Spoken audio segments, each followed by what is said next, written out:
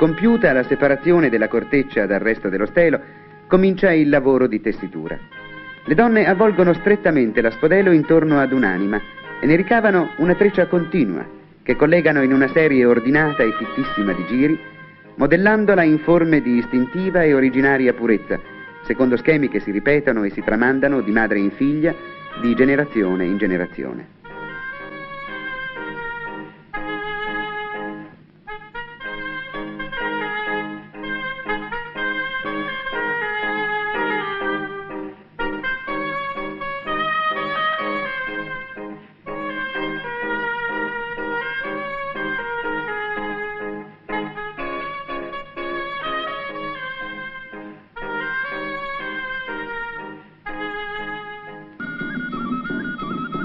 Gli aspodeli raccolti vengono utilizzati integralmente.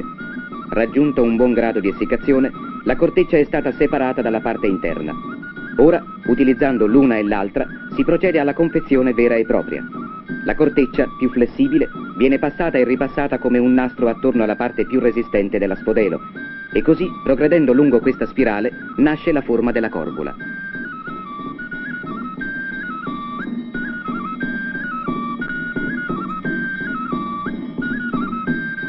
L'artigianato delle corbule, come del resto la maggior parte dell'attività artigianale e isolana, viene esercitata dalle donne, che sono solite riunirsi in gruppo e lavorare all'aperto.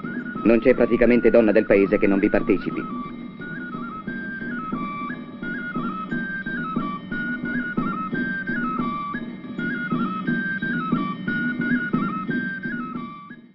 Nascono così le ceste per il grano, nascono i cestini e le corbule panciute, nascono i recipienti e gli oggetti per le 1000 attività della vita domestica.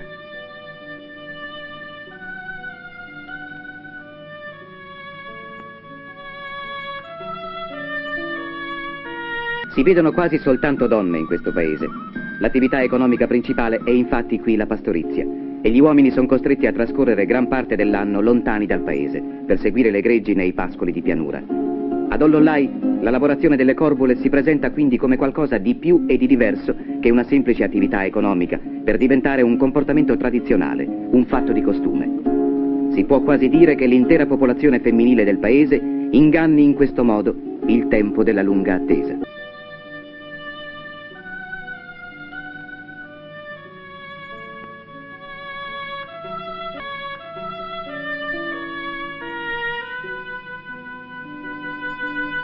Il ritmo della produzione dà vita anche ad un piccolo commercio, alimentato dalla richiesta dei paesi vicini che non lavorano la spodelo.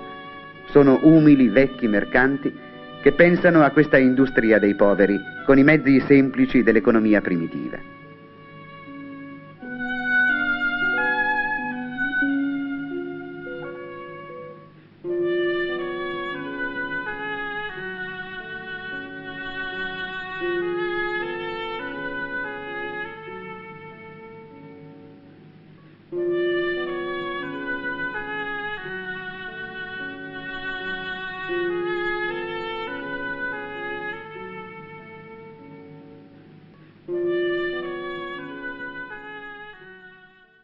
Il versante occidentale del complesso montuoso del Gennargentu si distingue dalle altre zone di montagna dell'isola per una nota inconfondibile, il verde dei castagni.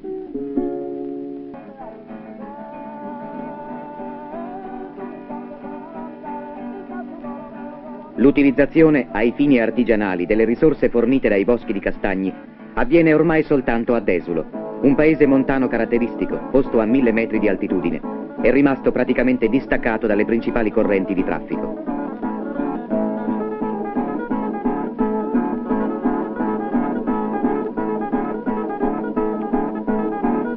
I castagni rappresentano per la popolazione della Barbagia di Belleville una delle più importanti fonti di sostentamento, ma certo rappresentavano qualcosa di più quando l'artigianato del legno era ancora fiorente in tutti i centri della zona.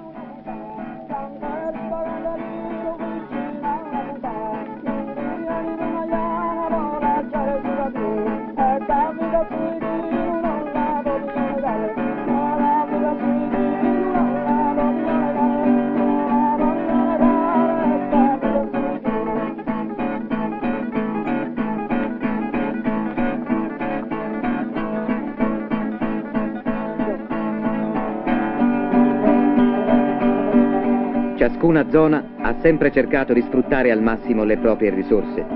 In tal modo non solo la natura del materiale usato determinava il genere e il tipo del prodotto, ma esso già nasceva con una caratteristica inconfondibile, tipica della regione di origine.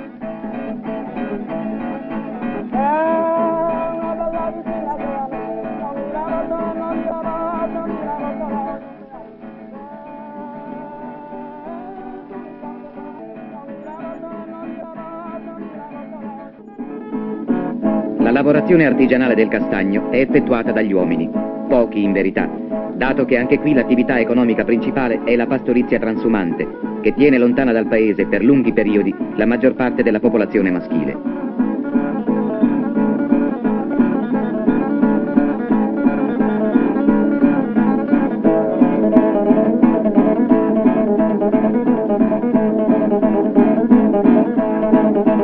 Il legno del castagno, assai tenero, permette di fabbricare con strumenti rudimentali e con relativa rapidità una certa varietà di utensili domestici, cucchiai, mestoli, pale da forno, taglieri, di fattura decisamente rustica.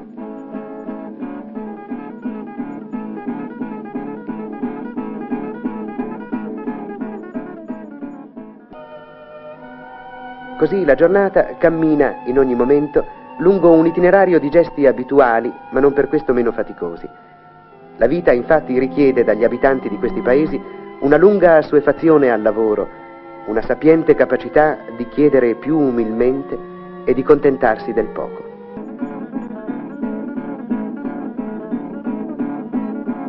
Allo smercio di tali prodotti, che sono tutt'oggi relativamente richiesti in molti paesi dell'isola, provvedono gli stessi desulesi. Essi, una volta raccolta la quantità sufficiente di merce, caricano le bisacce sui loro magri cavalli e si accingono a intraprendere un viaggio.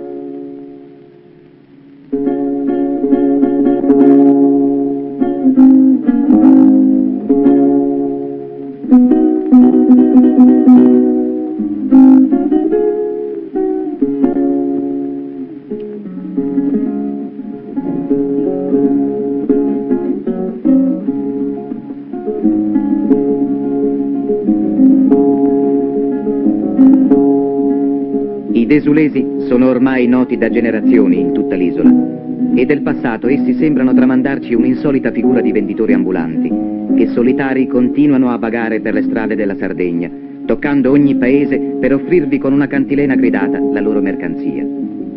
E del passato conservano inoltre la loro preferenza al baratto in natura, un aspetto, anche questo, rivelatore della struttura economica entro la quale questo tipo di attività si è potuto sviluppare.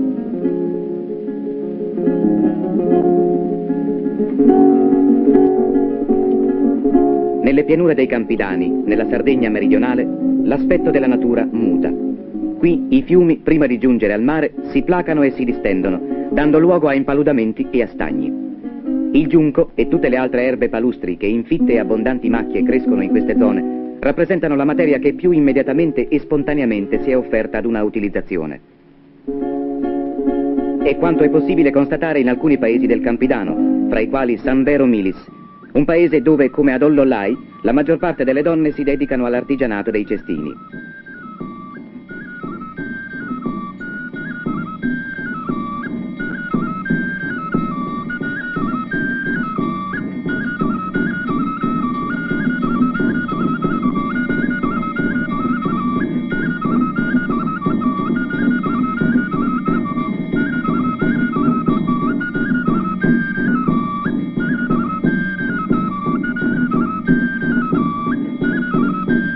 Qui la maggiore flessibilità del materiale usato consente una più ricca varietà di prodotti e una lavorazione più raffinata.